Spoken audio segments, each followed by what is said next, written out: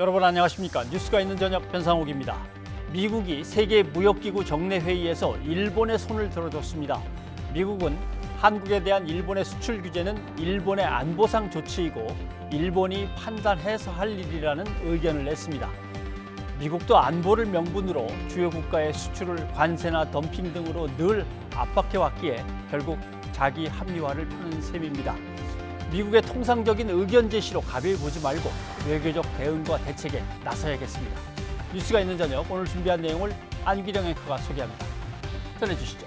오늘의 주요 소식 정리해드립니다.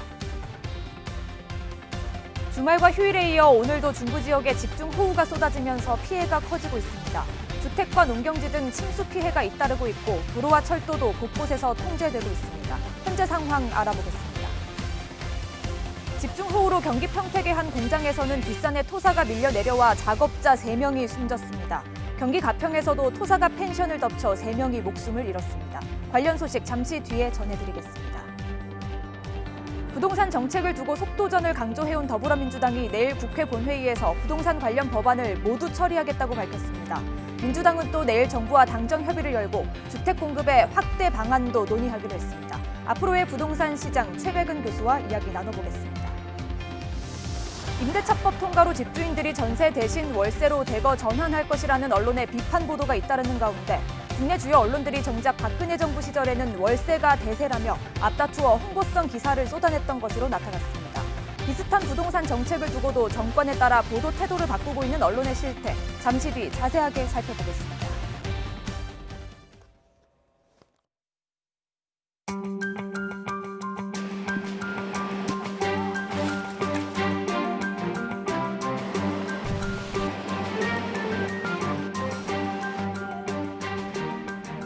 국민들께서도 불필요한 외출과 비가 오는 동안의 야외 작업은 자제해 주시고 기상정보와 국민행동 요령 안내 방송을 청취하시면서 피해를 입지 않도록 주의해 주시기를 당부드립니다.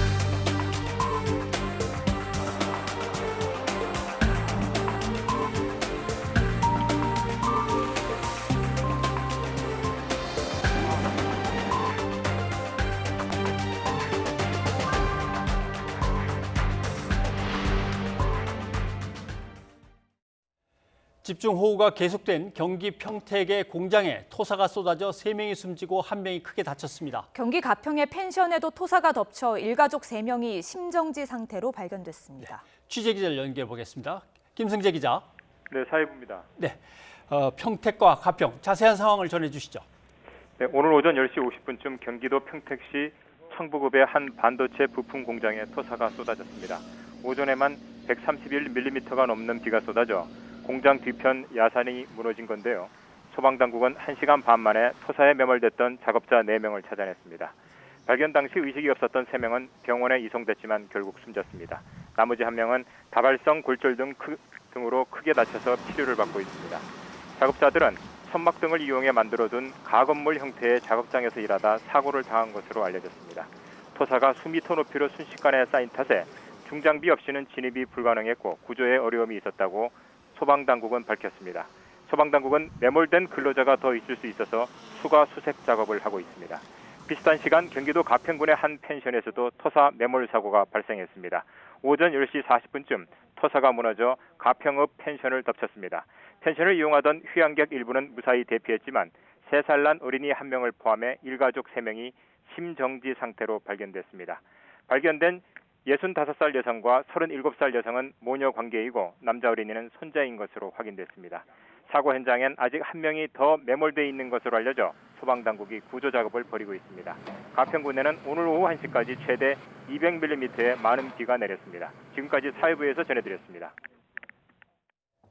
경기 북부의 연천 차탄리 마을은 이번 폭우로 1년 내릴 비의 4분의 1이 사흘새에 쏟아졌습니다. 피해가 컸습니다. 여주 등 경기 남부 지역의 피해도 컸는데요. 마을은 폐허처럼 변해버렸습니다. 이형원 기자가 취재했습니다.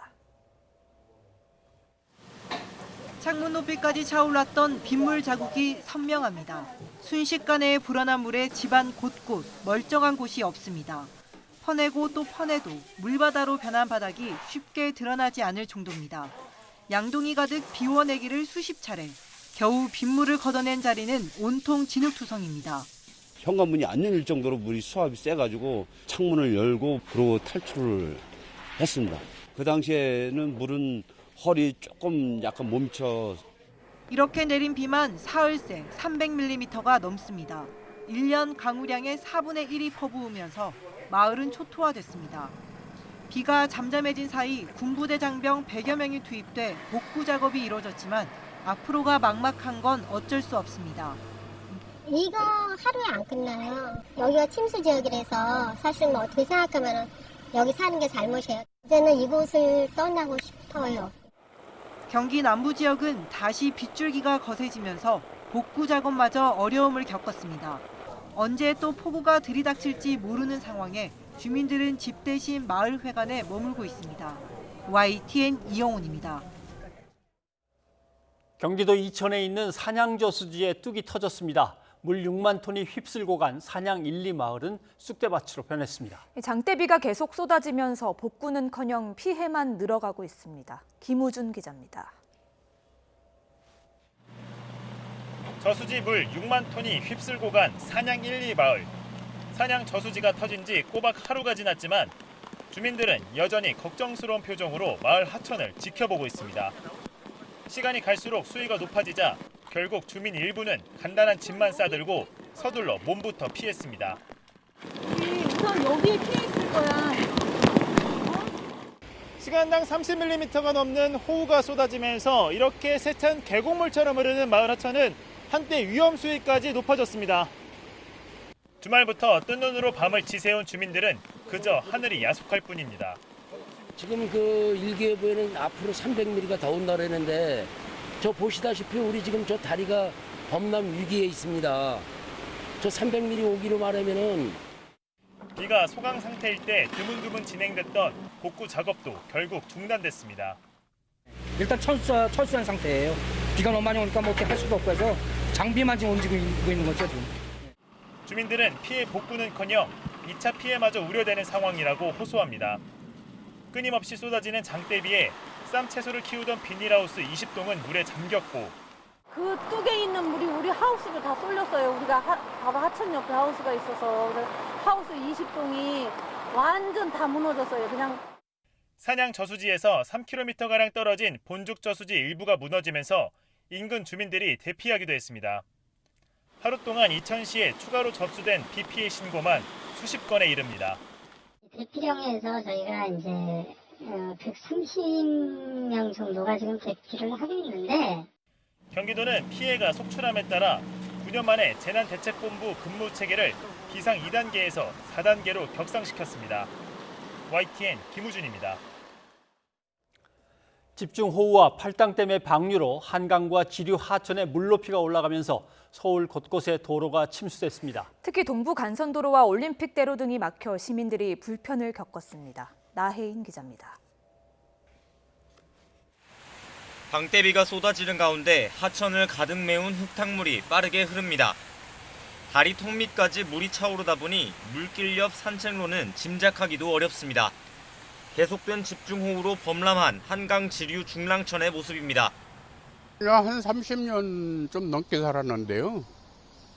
여기가 장마철만 되면은 여기까지 넘었어요. 거의 뚝까지 옛날에는. 이미 불어난 물에도 아랑곳 없이 강한 빗줄기가 이어지면서 월요일 출근길은 그야말로 마비됐습니다. 중랑천 수위가 차량 통제 기준이 15m 넘게 불어나면서 동부간선도로는 새벽부터 양방향 모두 이렇게 텅텅 비었습니다. 불편한 건 많지. 지금 보시다시피 동일로 거기는 차가 지금 꽉 찼어요. 여기 통제가 되니까. 근데 뭐 여기 불편하고 그런 건 뭐 당연히 뭐. 잠수교 통제도 이틀째 계속됐습니다. 올림픽대로 일부 구간도 차량 통행이 막혔습니다. 은평구 불광천 부근 증산교 등 한강 지류 범람으로 인한 차량 통제도 잇따랐는데 경기도 남양주 왕숙천 일대에는 홍수경보가 내려지기도 했습니다. 이번 주 내내 많은 비가 예보된 만큼 국지성 집중호우가 내릴 땐 실시간 교통정보에 주목하고 가능하면 대중교통을 이용하는 게 좋습니다. YTN 나혜인입니다. 수도권뿐 아니라 강원 지역도 온종일 호우경보가 내려지면서 비 피해가 이어졌습니다. 댐 방류와 함께 대표적인 유원지 강촌 일대가 물에 잠겼고요. 산사태 우려도 계속되고 있습니다. 지환 기자입니다. 좁은 계곡 사이로 흙탕물이 쏟아져 내려옵니다.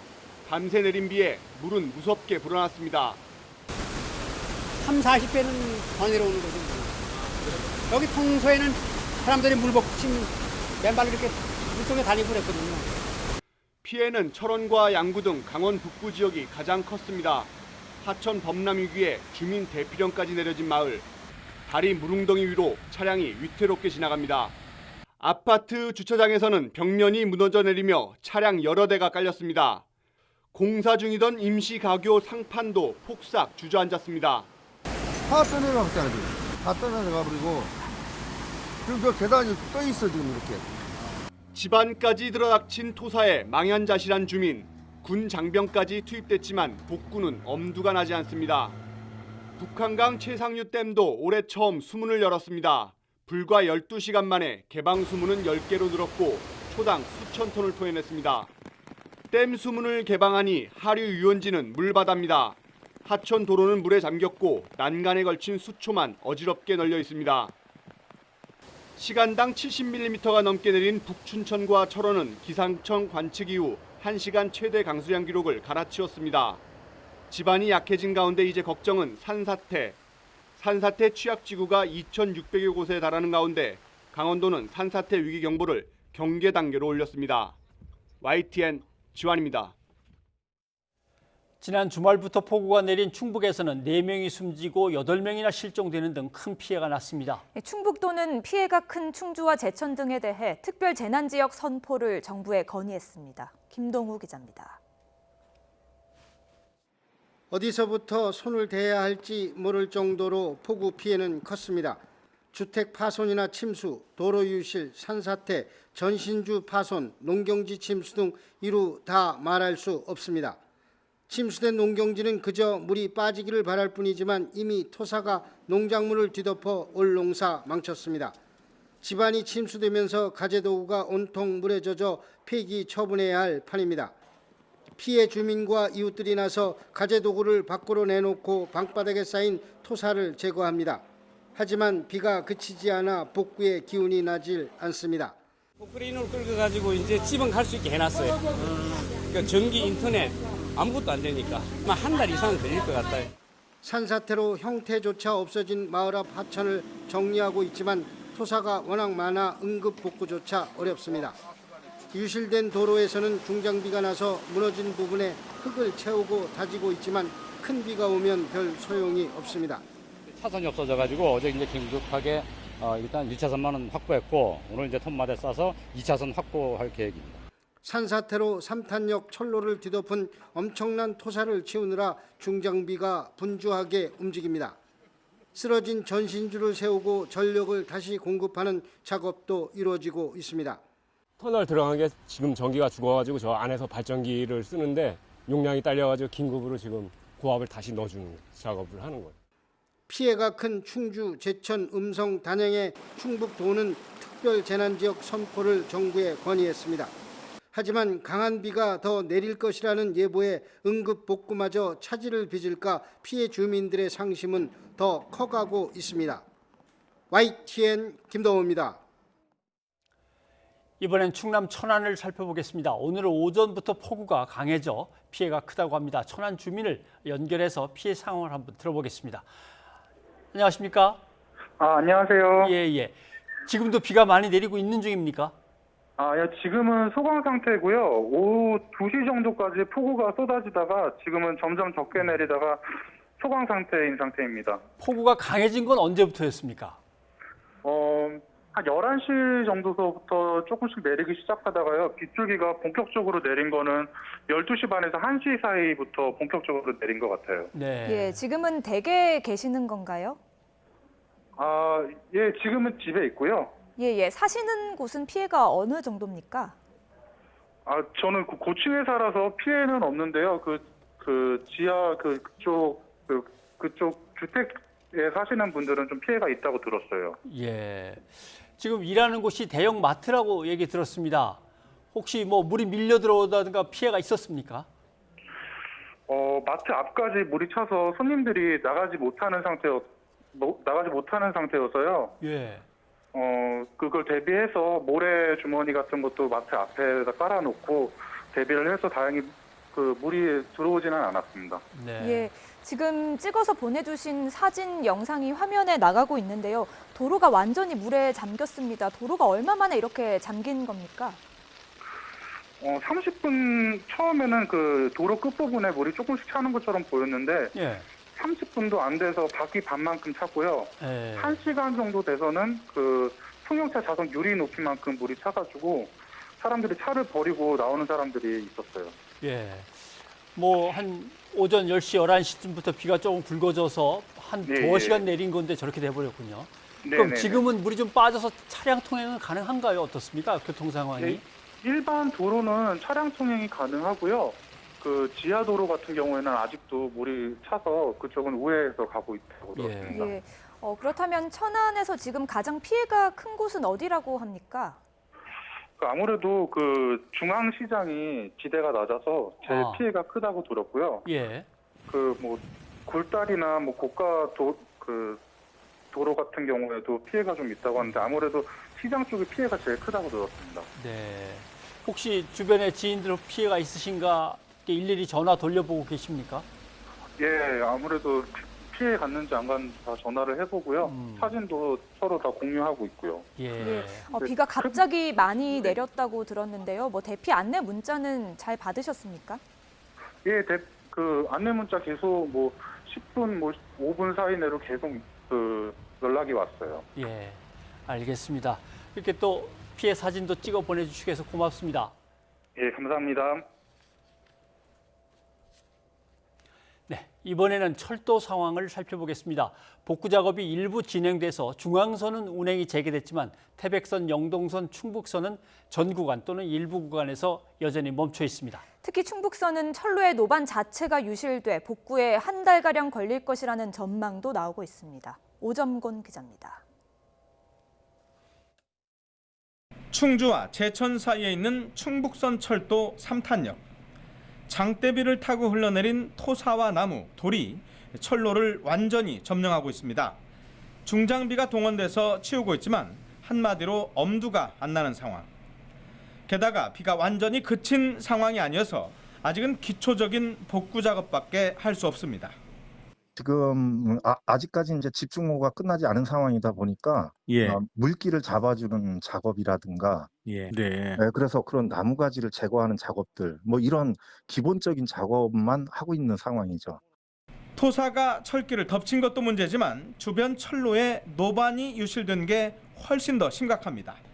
토사를 치우는 것보다 복구 작업에 더 시간이 걸릴 수밖에 없다는 얘기입니다.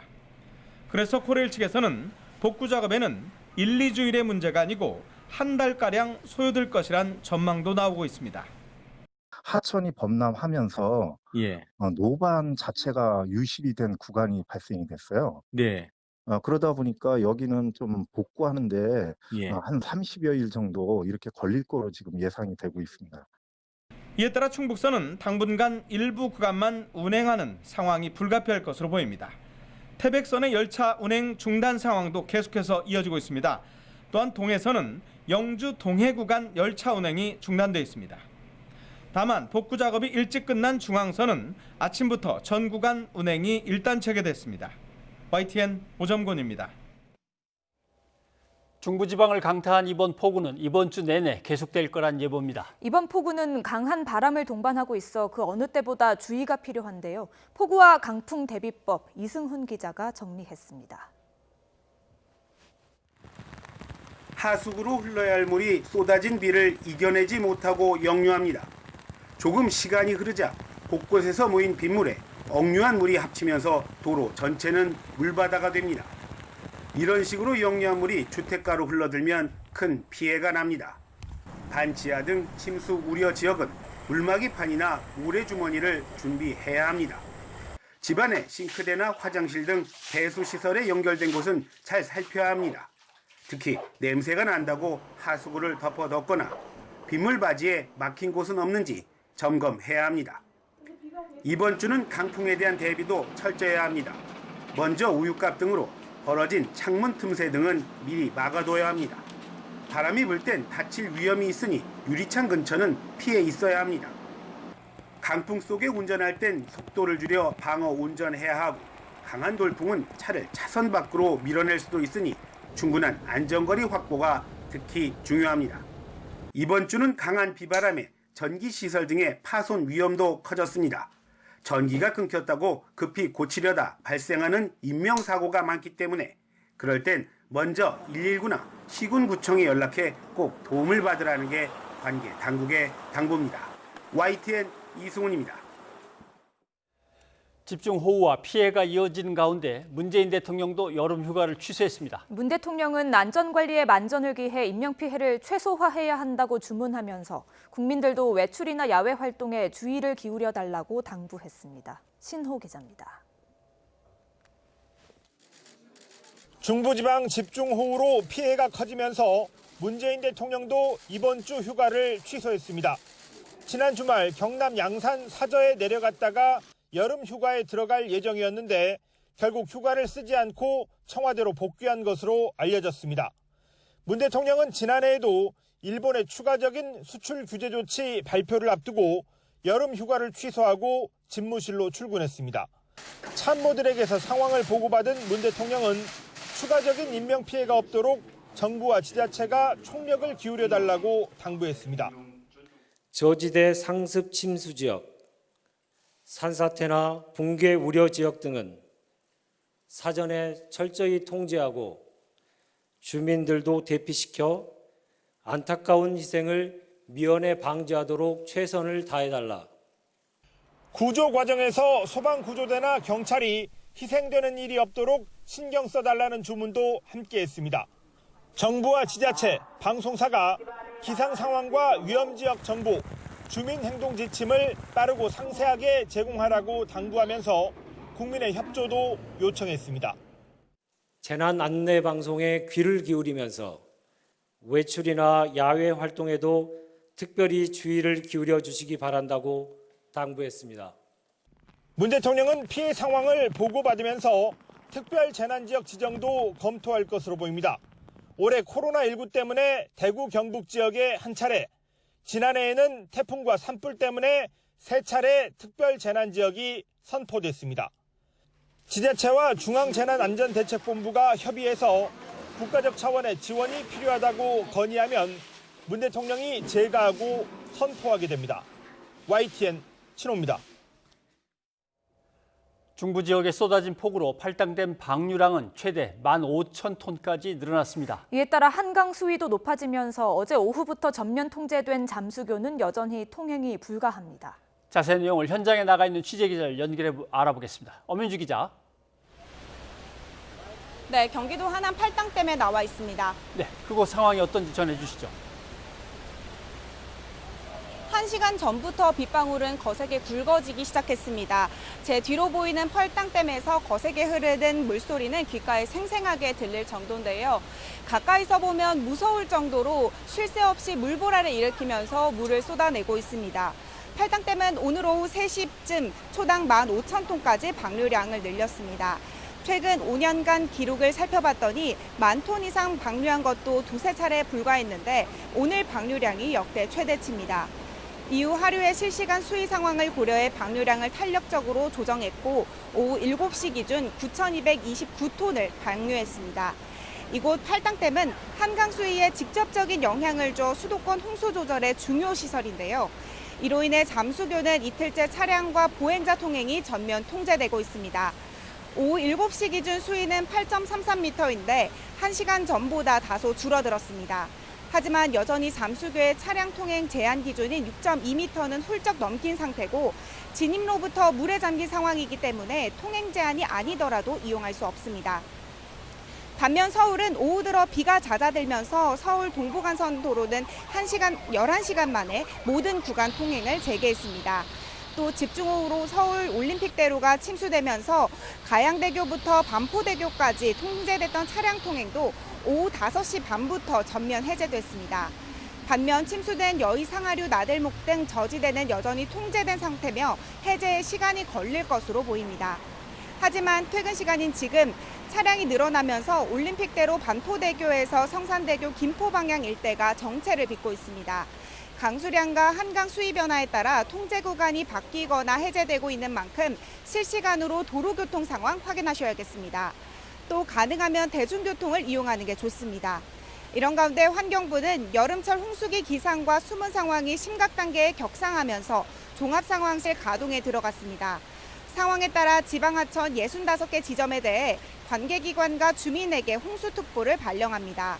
또 둔치와 하천 주변 도로 등 지역 주민이 위험에 노출되기 쉬운 409개 지점에 대해서는 실시간 침수 정보를 문자와 애플리케이션 등을 통해 제공하기로 했습니다. 지금까지 경기도 하남시 팔당댐에서 YTN 엄윤주입니다. 중부지방에는 계속해서 호우특보가 발효 중입니다. 오늘 밤사이 또다시 국지성 호우가 쏟아질 것으로 보여 주의가 필요합니다. 네, 자세한 호우 상황을 기상센터를 연결해 알아보겠습니다. 홍나시 캐스터. 네, 기상센터입니다. 네, 서울에도 비가 다시 강해졌다고요? 네, 그렇습니다. 1시간 전 충청 지역에 머물던 비구름이 북상하면서 지금은 서울 등 수도권에 강한 비를 뿌리고 있습니다. 현재 서울에는 시간당 25mm 안팎의 장대비가 내리고 있는데요. 오늘 밤 사이에도 비구름이 더 강하게 발달하겠습니다. 내일 새벽부터 서울, 경기와 영서 지역에는 시간당 50에서 100mm, 일부 지역에는 시간당 120mm 이상의 폭우가 쏟아지겠는데요. 현재 호우경보가 발효 중인 서울 등 중부지방에는 지난 주말부터 오늘까지 400mm에 가까운 큰 비가 내렸습니다. 앞으로 모레까지 중서부 많은 곳에 500mm 이상, 영동과 충청 남부, 경북 북부에도 150mm 이상의 큰 비가 더 내리겠습니다. 바로 태풍 하구핏 앞자리에서 만들어진 다량의 수증기 때문인데요. 태풍은 모레 상하이 부근 육상에서 소멸할 것으로 보여 우리나라에 직접적인 영향은 없겠지만 모레까지 중부지방에 국지적으로 강한 비를 뿌리겠습니다. 목요일부터는 비가 전국으로 확대하겠고요. 중부지방은 8월 중순까지도 비가 길게 이어질 것으로 전망됩니다.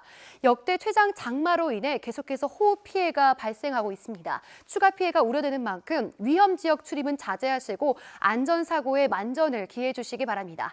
지금까지 기상센터였습니다.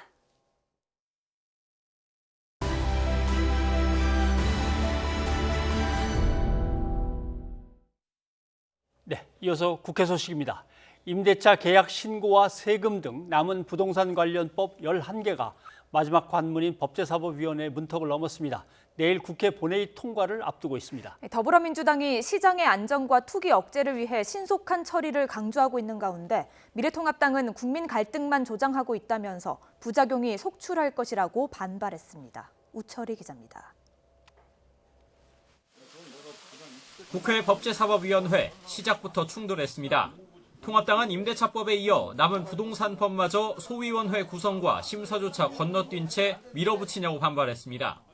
이에 민주당은 법안 심사 의지가 있느냐면서 발목 잡기를 그만두라고 각을 세웠고 고성과 신경전이 난무했습니다. 이제 이 정도 하시죠. 네? 이 정도 할 게 아니고 지금 이를 국회를 이렇게 독재적으로 운영을 하면서 이 정도야 될 일이 아니에요, 지금. 위원장님. 소위 구성에 대해서 말씀을 하시는데 정말 소위 구성 안 된 거 누구 책임입니까? 김도욱 간사님 정확하게 말하세요. 우여곡절 끝에 부동산 관련 법안들은 법사위를 통과했습니다. 주택 임대차 계약 신고를 명시한 부동산거래 신고법과 단기 보유, 다주택에 대한 양도소득세를 올리는 소득세법, 지방세법이 포함됐고 법인의 주택 양도소득에 대한 추가 세율을 상향하는 법인세법, 다주택자의 종합부동산세 세율을 인상하는 종합부동산세법도 처리됐습니다. 또 재건축 부담금 기준을 조정하는 내용을 담은 초과이익 환수법 등 모두 11개 법안이 본회의 통과를 앞두게 됐습니다. 민주당은 신속한 법안 처리로 투기를 막고 시장을 안정시키겠다면서 통합당을 향해 집값 폭등의 책임을 회피하지 말라고 다그쳤습니다. 부동산 안정화 정책은 이명박 박근혜 정부에서 시작된 부동산 정책의 폐단을 극복하고 정상화하는 과정입니다. 반면 통합당은 임대차법으로 세입자와 집주인 사이의 갈등만 키웠다면서 이번 부동산법 처리로 국민 고통이 더욱 늘어날 것이라고 비판했습니다. 이러한 민주당의 부동산 정책, 세금 정책으로는 폭등하는 부동산 가격을 전혀 잡을 수 없고 시장을 교란시키고 부작용만 양산할 것이라는 점을 본회의에서는 코로나19 대응을 위한 감염병 예방법과 질병관리본부를 청으로 격상하는 정부조직법, 구 최숙현 선수 사건 재발 방지를 위한 최숙현법 등도 함께 처리될 예정입니다. 부동산 시장 안정이 절실한 민주당은 7월 임시국회 마지막 날 부동산과 관련된 사실상 대부분의 입법을 매듭짓습니다. 하지만 통합당은 정상적인 처리 과정이 아니라고 계속 반발하고 있어 임시국회 이후에도 공방이 가열될 전망입니다. YTN 우철입니다. 정부 여당과 청와대가 부동산 시장 안정화를 위한 주택 공급 대책을 내일 발표할 예정입니다. 도심 아파트의 용적률을 높이는 등의 방법으로 서울에 15만 채 규모를 추가로 공급한다는 계획입니다. 이종수 기자입니다. 수도권 부동산 시장 안정화를 위한 주택 공급 대책 발표가 임박했습니다. 더불어민주당과 정부, 청와대는 주택 공급 대책 방향에 대해 가닥을 잡은 것으로 알려졌습니다. 이번에 추가로 공급되는 주택 규모는 당초 예상보다 많은 모두 15만 채 안팎으로 전해졌습니다. 당정청이 잡은 윤곽은 유휴부지 활용과 용적률 상향입니다. 내일 오전 당정 협의를 거쳐 공급 대책을 최종 확정할 예정인 가운데 태릉 골프장 부지와 수도권 재건축 재개발 용적률 상향이 핵심 내용입니다. 여기에다 서울 상암동 DMC와 개포동 서울주택도시공사, 대치동 서울무역전시관 등 노른자의 부지도 검토 대상입니다. 특히 재개발, 재건축 추진단지의 용적률을 최대한 높여 서울 35층 층수 제한이 풀릴지 관심이 높습니다. 또 지역 유휴부지 활용과 3기 신도시의 용적률 상향 등도 거론됩니다. 당정은 이런 방법으로 주택 공급을 늘려 젊은 층과 무주택자 등 실수요자들에게 우선 공급할 방침입니다. YTN 이종수입니다. 국회 연설에서 전세가 월세로 전환될까 걱정하고 있다고 한 미래통합당 윤희숙 의원의 발언이 논란이죠. 이에 대해 윤준병 더불어민주당 의원이 전세가 월세로 전환되는 것은 나쁜 현상이 아니라고 언급해 논란에 기름을 부었습니다. 당장 미래통합당은 물론이고 보수 언론들까지 서민들의 주거 부담을 모르는 소리라며 앞다투어 비판을 퍼부었는데요. 그런데 박근혜 정부 시절 정부와 주요 언론들이 월세 전환은 거역할 수 없는 대세라고 목소리를 높였던 사실 기억하십니까? 지난 2013년 최경환 전 새누리당 원내대표는 취임 100일 기자간담회에서 전세가 월세로 전환되는 흐름을 거역할 수 없다고 말했는데요. 이후 경제부총리로 임명된 뒤에도 월세로 패러다임을 변환해야 한다고 강조했습니다. 박근혜 전 대통령은 아예 지난 2016년 대국민 담화를 통해 전세는 하나의 추억이 될 것이라며 이른바 전세 종말론을 펴기까지 했습니다. 직접 들어보시죠. 지금 아직도 전세 때문에 이제 고통을 받는 분들이 많이 계시지만 어차피 이제 전세 시장은 이제 가는 겁니다. 뭐 금리가 이렇게 올라갈 일도 없고 그러니까 누가 전세를 하겠어요. 언론들도 마찬가지였습니다. 당시 기사 제목을 잠시 살펴보시죠. 이제는 월세가 대세, 그리고 월세 제도가 경제를 끌어올리는 역할을 할 것이다. 이런 월세 찬사 기사를 쏟아냈습니다. 국토교통부 통계에 따르면 2010년까지만 해도 전세가 50.3%로 월세보다 많았지만 지난 2012년에 역전됐고요. 현재 전세의 비중은 39.7%로 크게 줄어든 상태입니다. 월세가 대세라던 지적, 그때는 맞고 지금은 틀린가요?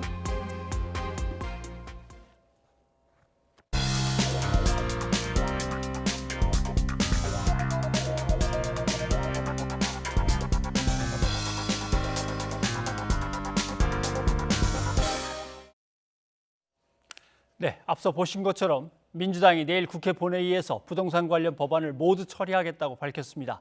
앞으로 부동산 시장은 어떤 변화가 있을 것인가? 건국대 경제학과의 최백은 교수와 함께 얘기를 나눠보겠습니다. 어서 오십시오. 네, 안녕하세요. 예.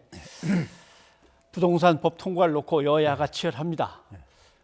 어떻게 보면 당연한 것인지도 모르겠습니다만은 뭐 재화는 한정돼 있고 임대인이 있고 임차인이 있으니까 둘 다 뭐 윈윈할 수 있는 방안은 없을 것 같은데 일단 이번에는 임차인에게 뭔가 좀 안정된 집을 주기 위해서 애를 많이 쓴다라고 보입니다. 평가를 하신다면 어떻게 평가하시겠습니까? 우리가 좀 시청자들이요. 예. 우리가 하나 대전제를 좀 이제 이해할 필요가 있는 게 있는데요. 우리가 예를 들어서 그 재벌 기업하고 예. 중소기업 협력체하고요. 거래할 때 납품 단가 뭐 후려치기 뭐 이런 말들 있죠. 아, 예.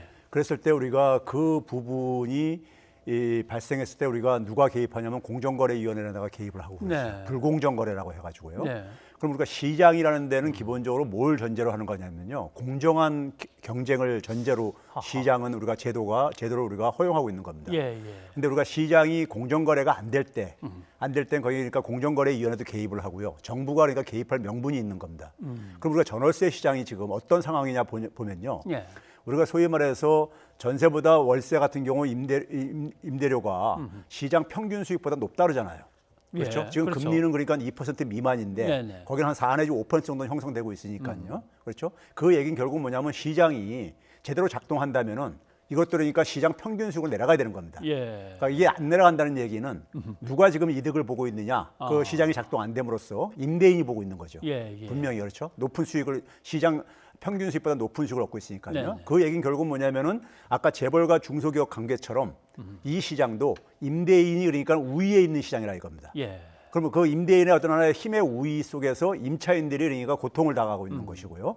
그런 점에서 봤을 때 정부가 여기에 개입을 하는 것은 불가피한 측면이 있다 이겁니다. 예. 불가피한 측면이 있고 그리고 이제 우리가 4년 후에 우리가 이게 이제 전세가 월세로 바뀌는 것에 대해서 걱정들을 하는데 이게 무조건적으로 작동하는 게 아니라요. 예를 들어서 4년 동안에 이번에 그러니까 710 대책부터 해가지고 이게 효과가 나타난다면은 다주택자들이 집을 매물로 내놓을 게 아니겠습니까요? 그렇죠. 예. 매물로 내놓게 되면 집값이 하락을 만약에 우리가 연결된다면은 그러면 전월세 같은 경우도 상대적으로 우리가 하락 안정세로 이렇게 전환될 것이고요. 예. 그러면 상대적으로 임차인이 조금 더 이제 그러니까 더 힘이 실리는 그런 시장 구조로 바뀔 수가 있는 거죠. 그러니까 지금 조치는 힘에 기울어진 운동장을 좀 평평하게 하는 걸로 이해를 할 필요가 있다 이렇게 예. 평가하고 싶습니다. 말씀을 듣고 보니까 결국 어떻게 보면 철학의 문제이기도 합니다. 맞습니다. 예, 어떤 철학으로 어떻게 꾸준히 가져갈 거냐. 뭐 서로가 어떻게든 너무 어렵지 않게 어느 정도는 끌어올려서 함께 살아갈 수 있는 사회로 맞습니다. 가긴 가야 되는데 근데 그래도 당장의 걱정은 지금 말씀하신 그대로 뭐 금리도 저렇게 낮은데 또 4년에 뭐 보증금을 확 올릴 수 있는 것도 아니고 보증금 올려봤자 은행 가져가봤자 소용도 없고 하다면 월세로 바꾸지 뭐 하면서 전세가 사라지고 월세만 남을까 전세 구하는 게 너무 힘들지 않을까 뭐 이 걱정을 하는 것 같습니다.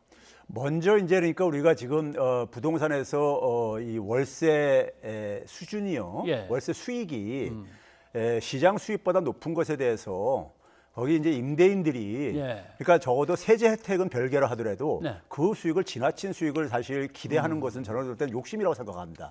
두 번째는 뭐냐면은 지금 우리가 예를 들어서 이렇게 그 임대차법을 바꿨을 때 전세를 월세로 바꾼다는 거 아니에요? 분명히 월세가 지금 서민들한테는 더 고통입니다. 집 없는 사람들한테는요. 그러면은 이게 이제 우리가 이렇게 바뀌어질 것인가? 저는 이 부분에서 언론들이 좀 지나치게 침소봉대하고 있다고 보고 있어요. 예를 들면 우리가 전세 물건을 월세로 바꾸려면요. 전세 보증금의 상당 부분을 돌려줘야 됩니다.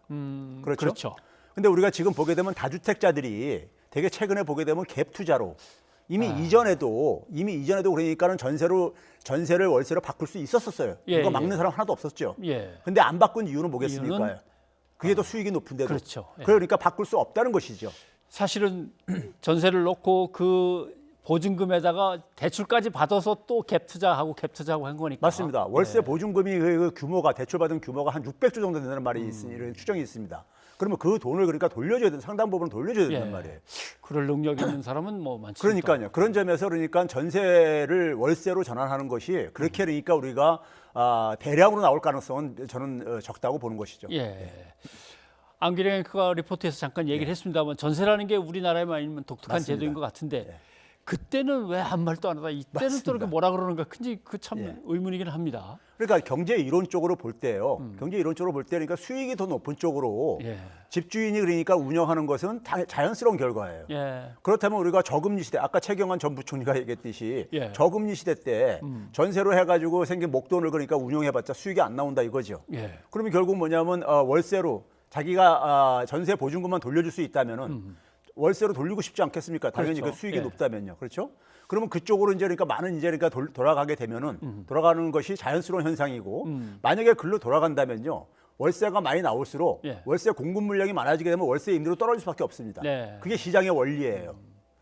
근데 지금 이제 현재 이렇게 높다는 얘기는 시장이 제대로 작동 안 된다고 있다는 얘기고, 그럼 시장이 제대로 작동될 때까지, 환경이 조성될 때까지 정부가 일정하게 그러니까 공정거래에 개입을 할 명분이 있다는 것이죠. 예. 그리고 이제 어떤 분들이 그런 얘기를 많이 올리던데, 이거 내가 뭐 공으로 산 것도 아니고 애써 돈 번 걸로 집장만 해서 월세 놓는 거 아니냐는데, 그것까지는 맞지만 부동산으로 인해서 생기는 것은 사실은 이제 불로소득이 시작이 되는 거니까 거기에 대해서 이제 세금을 또 낼 만큼 이제 내야 되는 것들이겠죠. 그렇죠. 우리가 그러니까 모든 소득에 대해서 만약에 자신이 버는 소득에 대해서 내는 세금보다 다른 사람들이 버는 소득에 대해서 세금을 적게 매긴 한다면은 당연히 불평등할 게 아니겠습니까? 그렇죠. 조세에 있어서는 공평성이 굉장히 중요합니다. 그러니까 적어도 뭐냐면은 특혜는 우리가 허용할 수 없다는 것이죠. 최소한의 그러니까 예를 들어서 제조업 같은 생산 활동하는 사람보다도 임대업하는 사람이 더 많은 세금 혜택을 준다는 것은 사회 상식적으로 맞는 게 아니죠. 그런 점에서 그런 부분에 대해서 욕심을 부리는 것은 저는 민주주의 사회 속에서 시민이 가질 덕목은 아니라고 봅니다. 네.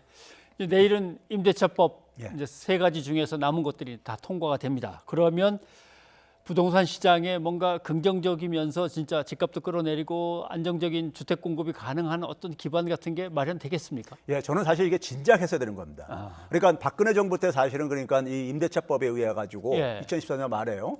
통과되면서 이게 상당히 부동산 시장이 다주택자들을 키웠단 말이에요. 그렇죠. 키웠는데 그것을 문재인 정부가 들어서면서 그걸 정상화시켰어야 되는 거예요. 그걸 정상화가 그러니까 너무 늦춰지면서 이런 굉장히 우리가 이제 홍역을 치른 건데 지금이라도 이제 바로 잡게 된다면 이 효과는 그러니까 나타날 수밖에 없는 겁니다. 네, 알겠습니다. 자, 최 교수님, 저 거시적인 경제도 좀 들여다봐야 될 것 같습니다.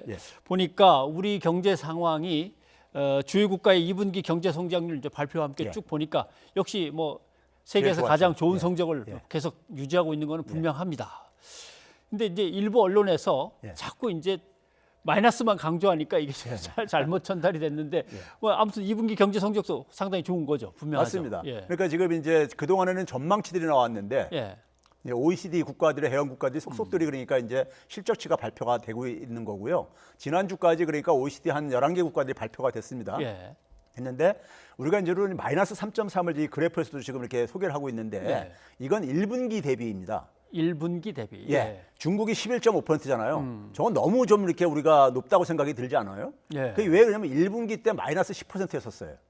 그러니까 소위 말해서 팬데믹에 대한 충격이 중국은 일찍 그러니까 맞으면서 저점을 찍어버렸고. 그렇죠. 그래서 팬데믹 효과를 보려면은 1년 전에 하고 비교를 해야 돼요. 그랬을 경우에는 우리나라가 마이너스 2.9%고요. 그다음에 미국 같은 경우 마이너스 9.5%. 그리고 스페인 같은 경우는 마이너스 22.1%까지요. 그러니까요. 그런 점에서 볼 때는 지금 발표된 OECD 국가 중에서 가장 좋은 성적이고요. 중국 같은 경우는 OECD 국가가 아니니까 이제 우리가 하지만은 중국이 한 3.2% 나옵니다. 전년 대비해서요. 근데 굉장히 많은 재정 투입을 가지고 만들었다는 점에서는 사실상 우리가 굉장히 선방을 했을 뿐이라 세계 저는 챔피언이라고 생각합니다. 아무튼 경제 지표 볼 때 좀 잘 봐야겠습니다. 맞습니다. 그 전 것도 봐야 되고 전년도 것도 봐야 되고 그러니까 뭐 또 연율로 계산해서 발표하기도 하고. 맞습니다. 그러니까 우리가 이제 전분기 대비해서 볼 때는요. 경제 흐름을 보려고 하는 건데 그러니까 전분기에 비해서 얼마나 경제가 나아지고 있냐 이런 걸 보려고 하는 것이고요. 근데 지금 같은 경우는 팬데믹의 충격인데 팬데믹의 충격은 1년 전하고 봐야 되는 거죠. 비교해야 되는 거죠. 그리고 지난 6월 이제 경제 동향 이제 지표들이 나왔는데 산업 생산도 그렇고 소비 투자 다 나름대로 맞습니다. 회복세를 분명히 보였다고 나왔습니다. 그렇습니다. 이제 그러니까 추락하는 것이 멈추고 회복세로 돌아선 것이 확인됐는데 거기에 이제 가장 이제 큰 기여한 게 한 2가지가 있는데요. 내수적으로는 이제 그러니까 소비가 많이 살아났는데요. 소비 살아난 요인을 들여다 보니까는 사실 재난지원금 효과 같은 경우였었습니다. 그러니까 우리가 소비가 증가했는데도 소위 말해서 대형마트라든가 백화점에 있어서는 마이너스가 여전히 진행되고 있고요. 소매 판매 지수가요. 반면에 이제 그러니까 우리가 슈퍼마켓이라든가 동네 그러니까 우리가 편의점이라든가 이런 데는 그러니까 플러스로 해가지고 이게 견인을 했어요. 그런 점에서 이제 그러니까는 재난지원금 효과가 상당히 기여를 했다는 것이 확인되어지고 있고요. 그다음에 이제 5월부터 본격적으로 다른 나라들이 경기 이제 그러니까는 경제 활동을 재개하면서 그러면서 이제 소위 이제 수출이 이제 그러니까요. 특히 이제 반도체라든가 아니면 이제 바이오 의료 이런 쪽을 중심으로 해가지고 살아나면서요. 그리고 자동차도 일부 이제 5월 달보다는 살아났고요. 그러니까요. 살아나면서 그것이 이제 제조업에 제조업에 대한 설비 투자라든가 이런 것들도 같이 살아나는 이런 이제 그러니까 현상을 지금 만들어내고 있고요. 그런 점에서 저점은 일단은 그러니까 우리가 이제 찍은 게 아닌가 하는 생각을 들 수 있는 것이고요. 근데 이제 향후에 지속될 수 있는 것은 소위 말해서 이 팬데믹 현상이 얼마나 이제 경제에 부정적으로 미치느냐 하는 것이 달려 있을 것이고, 그랬을 때 우리가 내수를 그어야 되는데요.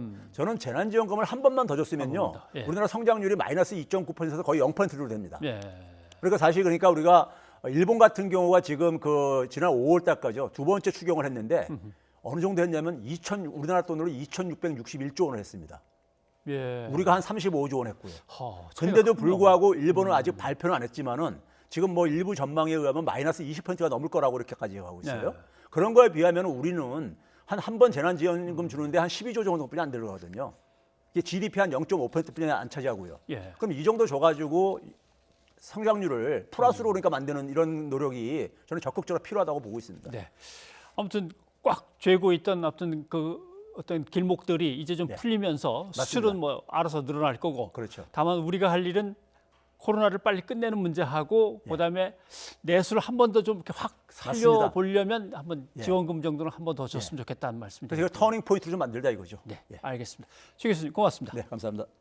수사권 조정과 검찰 인사 등 주요 현안을 앞두고 추미애 장관과 윤석열 총장이 새로 임용된 신임 검사들에게 각각 당부의 말을 전했습니다. 두 사람 모두 직접 현안을 언급하지는 않았지만 현재 처해 있는 입장이 서로 다른 만큼 강조한 메시지도 확연하게 갈렸습니다. 박기환 기자입니다. 추미애 법무부 장관이 신임 검사들에게 강조한 건 인권보호관으로서 검사의 역할과 절제된 검찰권 행사였습니다. 정부가 추진 중인 권력기관 개혁은 검찰에 집중된 권한을 분산하는 민주적 형사사법제도의 초석을 다지는 것이라고도 말했습니다. 검찰 권한 분산과 축소가 필요하다는 뜻과 함께 검찰에 대한 장관 지휘권의 당위성 등도 에둘러 강조한 것으로 해석됩니다. 직위추상 대인춘풍이란 말로 사회적 약자의 권익에 침해가 없도록 각별하게 신경 써야 한다는 말도 잊지 않았습니다. 외부로부터 견제와 통제를 받지 않고 수사권과 기소권을 함께 행사하면 필연적으로 권한 남용과 인권 침해의 문제가 발생하겠죠. 반면 윤석열 검찰총장은 몇 시간 뒤 대검찰청에서 열린 신임 검사 신고식에서 엄정하고 공평한 법 집행을 강조했습니다. 우리 헌법의 핵심 가치인 자유민주주의는 민주주의라는 허울을 쓴 독재와 전체주의를 배격하는 것이라면서 법은 대의제와 다수결 원리로 제정되지만 일단 제정되면 누구에게나 공평하게 적용되고 집행돼야 한다고 강조했습니다. 특히 부정부패와 권력형 비리에 대해선 어떠한 경우라도 당당히 맞서라며 법 집행 권한을 엄정히 행사해야 한다고 말했습니다. 윤 총장은 선배 검사에 대한 설득과 소통하는 자세를 강조하기도 했는데 최근 검사 간 몸싸움 등 내부 갈등에 대한 우려를 표명한 것으로 해석됩니다. 두 사람 모두 검언유착 의혹 사건 등 민감한 현안에 대한 구체적 발언은 없었지만 사실상 상반된 메시지를 통해 갈등은 여전히 이어지고 있음을 드러냈습니다. 실제로 검찰 정기 인사를 앞두고 검찰 인사위원회는 한 차례 연기된 뒤 아직 일정이 잡히지 않고 있고 법무부와 대검의 소통 절차도 진척이 없습니다. 수사권 조정에 따른 대규모 직제 개편을 앞두고 법무부에선 대검 내 차장검사급 자리를 일부 폐지하는 방안 등이 논의되고 있는 것으로 알려졌습니다.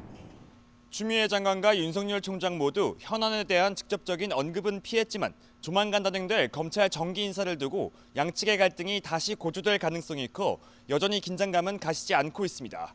YTN 박견입니다. 외교부가 성추행 의혹을 받고 있는 외교관에 대해서 오늘 귀임 발령을 냈습니다. 외교부는 또 주한 뉴질랜드 대사를 불러 이번 조치에 대해 설명했습니다. 공식적인 사법협력 요청 없이 언론에 문제 제기만 하고 있는 점은 바람직하지 않다고 지적했습니다. 장하영 기자입니다. 외교부가 2017년 뉴질랜드 근무 당시 현지 남성 직원을 성추행한 의혹을 받고 있는 A 외교관을 현 근무지인 아시아 국가에서 우리나라로 돌아오도록 조치했습니다. 문재인 대통령과 저신다하던 뉴질랜드 총리의 통화에서 관련 문제가 언급된 지 엿새 만입니다. 외교부는 주한 뉴질랜드 대사를 불러 뉴질랜드 정부가 형사사법 공조나 범죄인 인도 요청 등 공식적으로 요청하면 협조하겠다는 방침을 전했습니다. 그러면서 그런 절차 없이 언론을 통해 계속 문제를 제기하는 건 바람직하지 못하다고 지적했습니다. 지난 몇 달간 성추행 문제에 대한 적극적 문제 제기가 없었고 정상 통화 전 외교당국 협의에서도 의제로 올리지 않다가 통화에서 갑자기 언급한 점은 당황스럽다고 말했습니다.